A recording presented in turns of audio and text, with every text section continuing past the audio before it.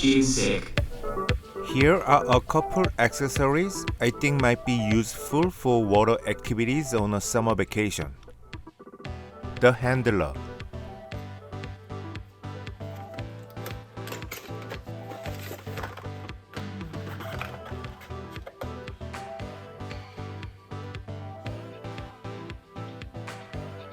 At first, I was wondering how this attaches to the GoPro. The handler is connected with the buckle mount to the GoPro.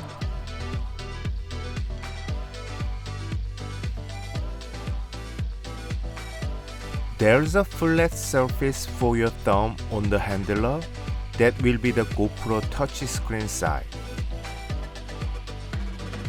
And the logo side of the handler will be the GoPro lens side.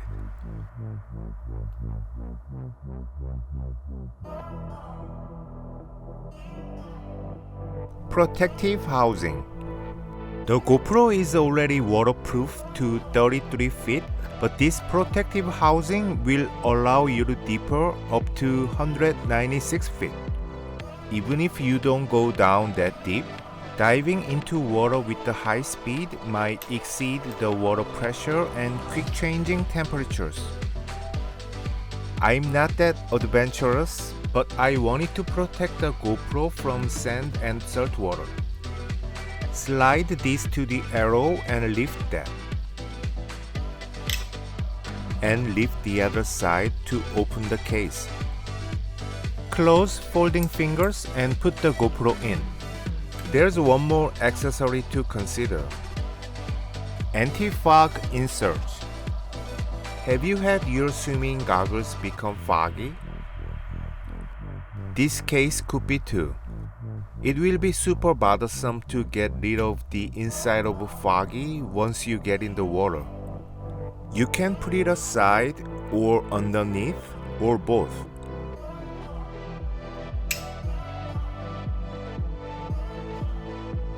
GoPro float dropping test.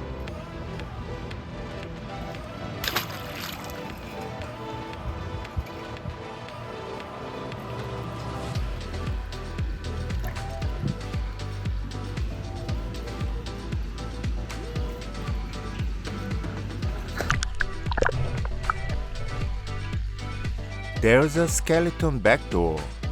It's not for underwater, but it's for the extra protection of the GoPro. There are slots for switching.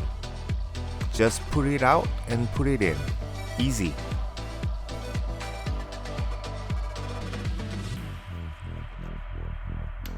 Now you can access the touchscreen. Unfortunately, my mode button on the housing is already not working well. I turned on quick capture so I can record and turn off the GoPro with the shutter button. Press the shutter button once, the GoPro starts recording video. Press again, it stops recording, then turns off itself. And if you press and hold until the screen comes on, you can shoot time-lapse. Bite mount and Floaty. I already have the handler, so Floaty was just okay for me. Also, it's bulky. But the GoPro doesn't sell the bite mount by itself, and I wanted to have the bite mount for an eye point of view shot. So I would rather think of it as the Floaty just comes with the bite mount for free.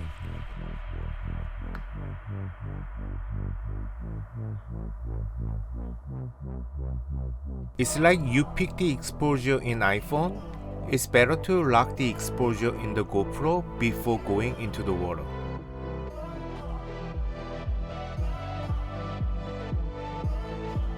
You pick the exposure you want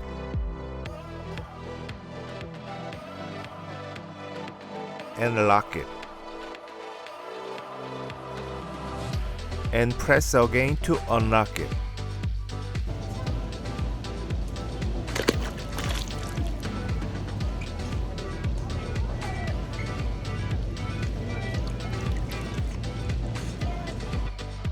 These are the bike components. The set screw and the extension piece are for attaching the floaty. You don't have to use them if you use only the GoPro and the bike. Once you bite this, the GoPro turns upside down, and sometimes the screen goes sideways because the orientation is not locked. Set it to lock to prevent this.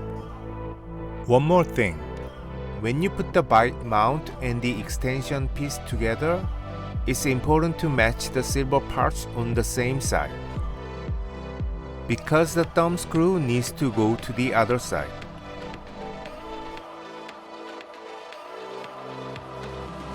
This is what I did at first.